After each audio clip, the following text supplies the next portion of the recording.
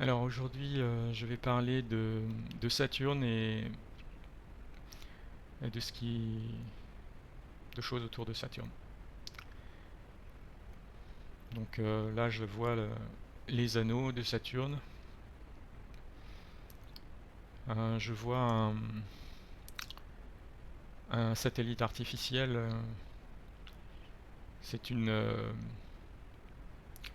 c'est une sphère artificielle, un peu comme, c'est un vaisseau en fait, hein. C'est un vaisseau euh, que certains appellent Nibiru. Euh, Certains l'ont appelé aussi Planète X. C'est vraiment un vaisseau et c'est un peu comme la Lune. Ça peut sembler être un astre naturel, mais c'est un astre artificiel. Je le vois à la surface, il est tout noir, enfin très foncé, avec des reflets un peu métalliques, bleu métallique. Au niveau de la taille, euh, je le vois plus petit que la Lune, euh, à peu près deux fois, deux fois plus petit, à peu près deux fois plus petit. Un petit peu plus grand que ça, mais c'est autour de cette taille-là. Et il est dans la périphérie de Saturne. Je vois d'autres grands vaisseaux. Euh, Il y a un grand vaisseau andromédien cette zone-là aussi, euh, qui est en fait le siège de la Fédération Galactique, la partie qui gère toute la zone du système solaire. Euh, on me dit il y a plusieurs satellites, cette fois-ci naturels, qui, sur lesquels il y a une activité notamment humaine, mais pas uniquement, on va dire une activité galactique, parce que ce sont aussi des êtres, pour la plupart, qui font partie de la Fédération Galactique, qui sont, euh, qui sont sur ces satellites. J'en vois plusieurs qui sont exploités pour des aspects miniers, c'est-à-dire exploitation minière. Euh, on me parle de platine. euh,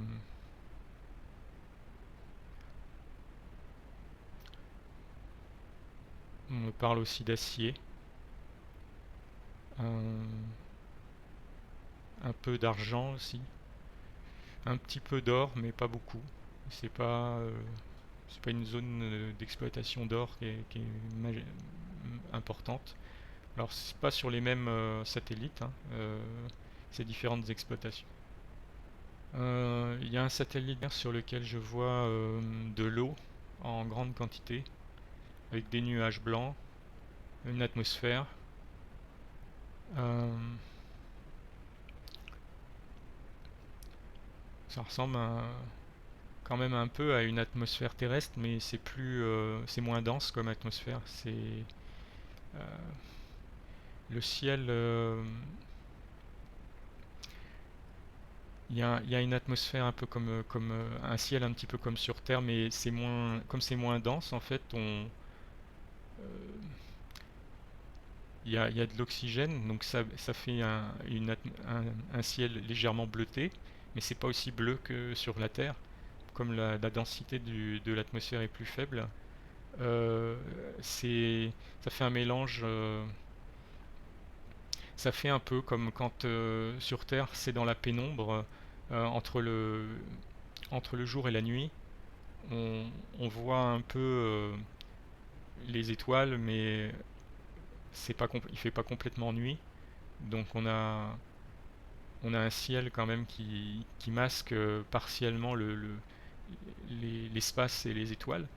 Euh, mais pas complètement en fait. Donc on voit quand même certaines étoiles à travers cette atmosphère ténue qui contient un peu d'oxygène, du dioxyde de carbone, de l'azote, euh,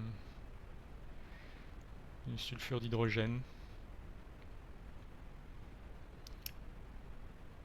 Sur ce satellite, euh, donc comme j'ai dit, il y a beaucoup d'eau. Il y a beaucoup d'eau et apparemment il y a aussi de l'extraction de pétrole sur ce satellite. Il y a de l'extraction de lithium aussi. Il y a des zones habitées, quelques îles, mais très faible densité de population.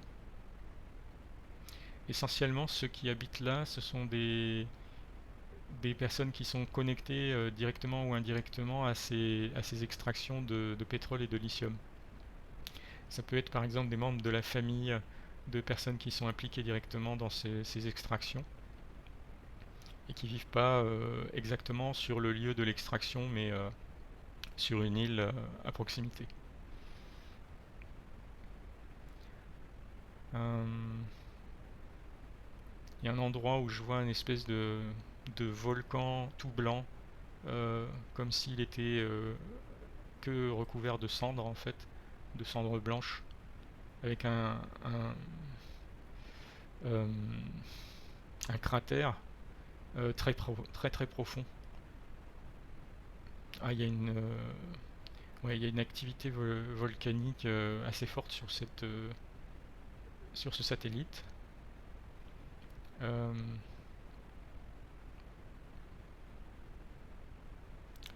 donc, sur d'autres satellites de Saturne,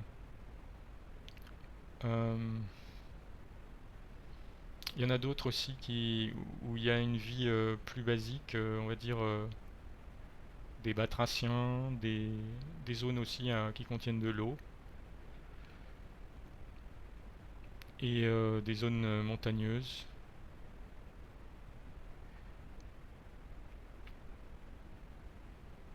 Je vois des satellites où il y a que des animaux en fait, il n'y a pas de présence humaine, il n'y a pas de présence d'êtres galactiques avancés, c'est que des animaux. Euh, donc je vois un satellite comme ça où il y a quasiment que de la nature vierge, on va dire, avec des plantes et des animaux. Euh, dans les animaux, il y en a certains qui pourraient être dangereux pour l'homme, euh, qui sont carnivores et assez massifs et assez fait penser un peu à des dinosaures carnivores, mais c'est pas exactement ça, mais ils se déplacent très vite et puis ils ont une dentition très développée qui fait penser à celle de requins ou de crocodiles. Et donc ils sont assez dangereux pour l'être humain. Il vaut mieux pas se promener sur ce satellite-là, en tout cas sans défense, parce que ils sont, en plus, ils ont des tailles assez importantes par rapport à l'homme. Donc euh, c'est une des raisons pour lesquelles il n'y a pas de présence d'êtres humains ni d'être avancé galactique sur ce satellite parce que c'est pas très bien c'est pas très accueillant en fait pour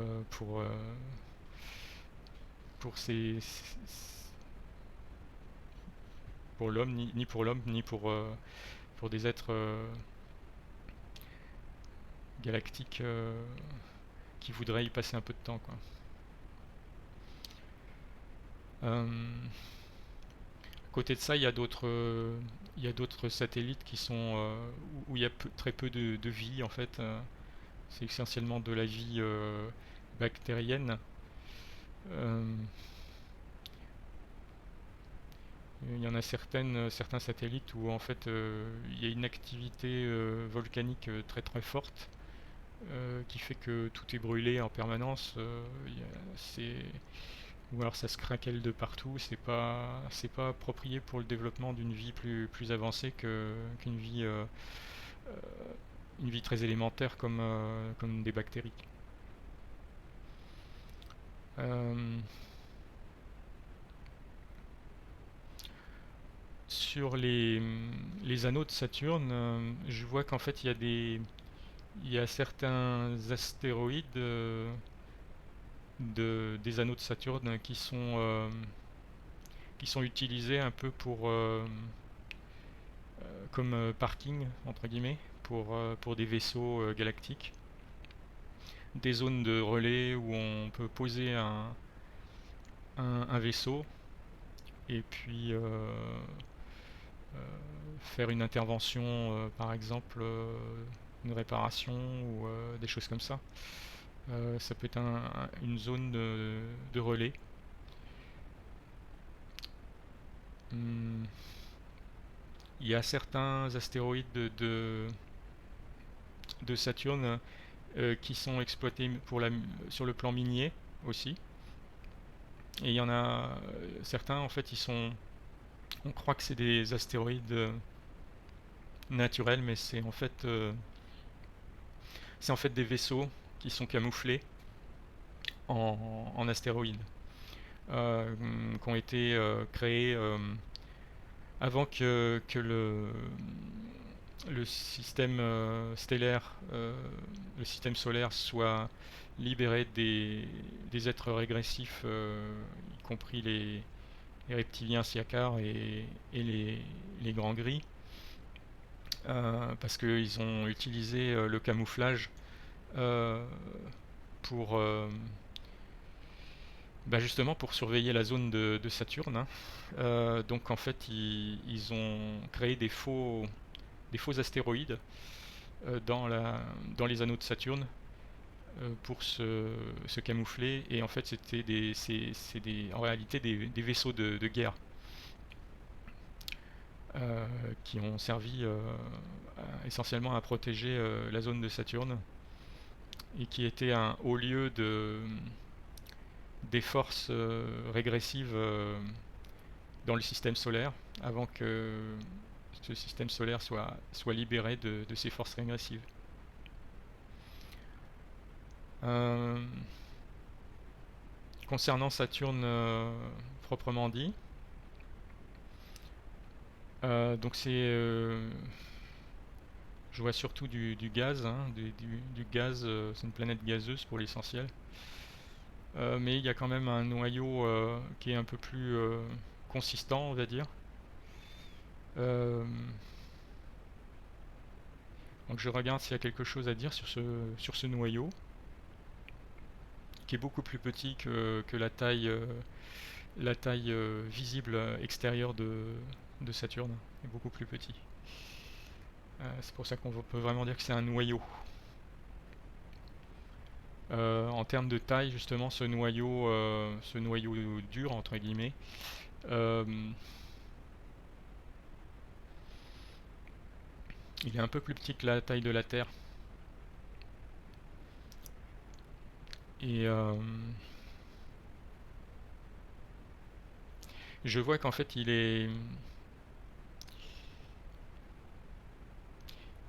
c'est artificiel à l'intérieur.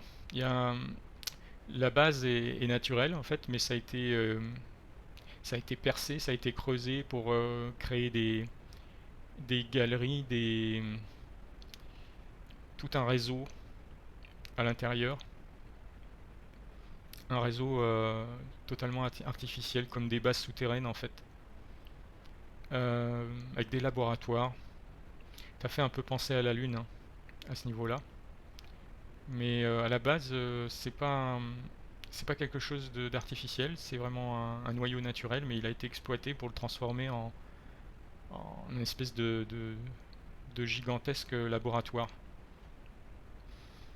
euh, qui a été utilisé par les êtres régressifs, là, essentiellement des reptiliens, une catégorie de reptiliens et des gris, pour faire des expériences.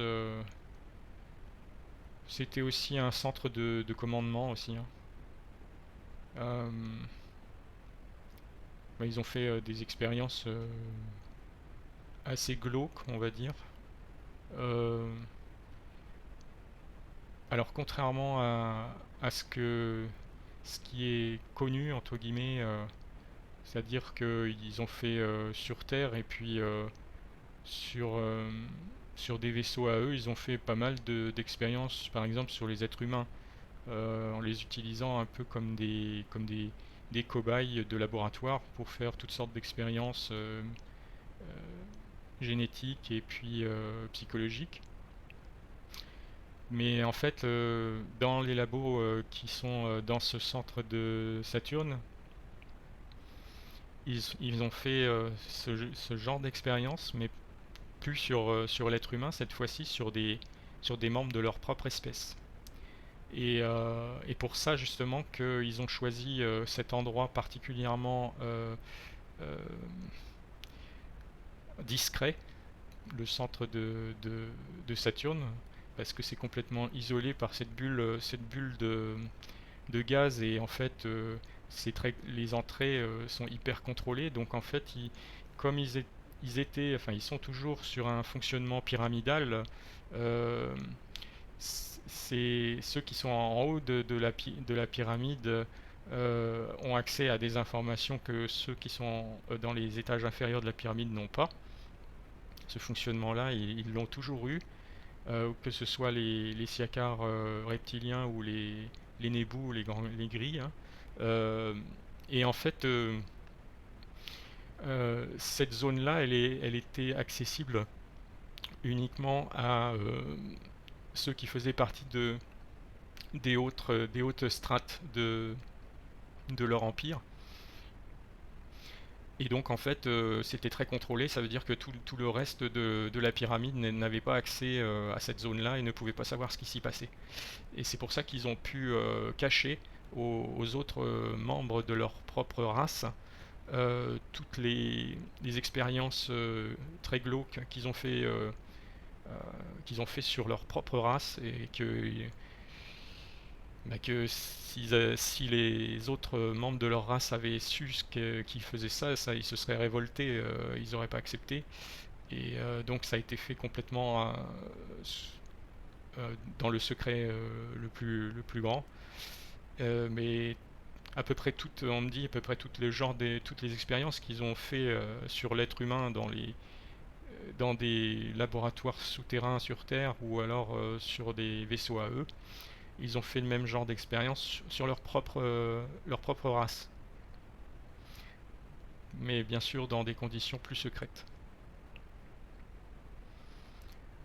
Donc à la fois c'était un lieu de haut commandement parce que c'était une partie de la haute hiérarchie de cette pyramide de pouvoir qui se trouvait là, et c'était aussi un endroit où ils faisaient ces expériences-là, cachées de tous les autres membres de leur race.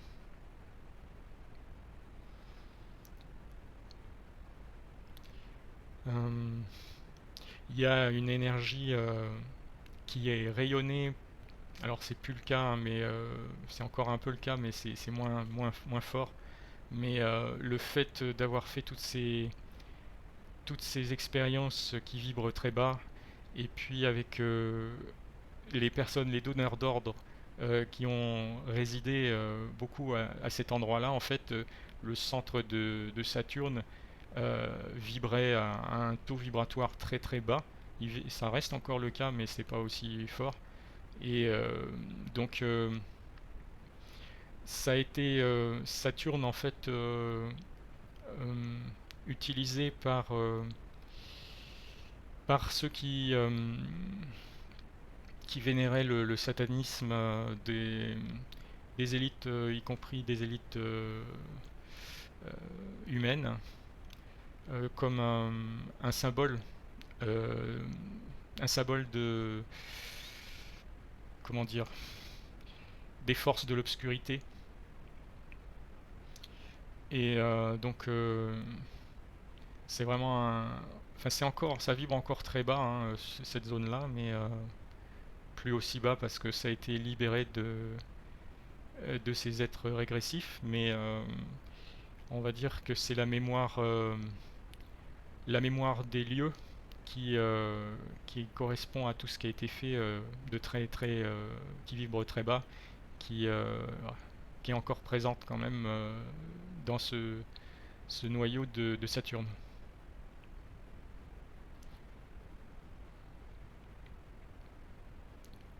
Hum,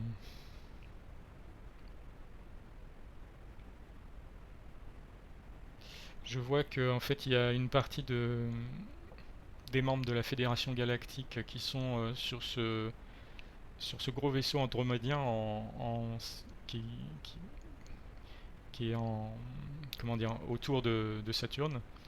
Ils ont délégué une partie de leur activité à assainir vibratoirement le centre de Saturne.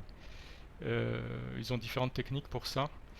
Ils utilisent des cristaux qui répartissent notamment au niveau de la ceinture d'astéroïdes, enfin pas d'astéroïdes mais des anneaux de Saturne, à des points stratégiques.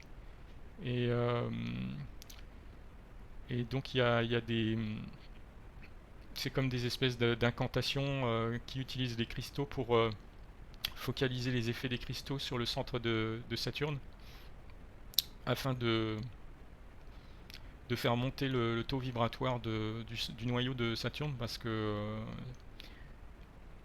s'ils avaient laissé ça comme c'était avant, en fait, ça faisait baisser le niveau vibratoire de quasiment tout le système solaire. Et donc, en fait, depuis que cette zone du système solaire, le système solaire a été libéré de ces êtres régressifs, Nebu et Siakar reptiliens pour l'essentiel, bah, en fait, ils ont assez rapidement mis en place ce système pour faire remonter le niveau vibratoire du cœur de Saturne, afin que ça n'ait plus l'impact négatif sur le plan vibratoire sur tout le système solaire, ce qui inclut bien sûr bah, la Terre. Et puis du coup aussi les êtres humains notamment qui vivent dessus. Euh, je me demande s'il y a autre chose à dire sur Saturne.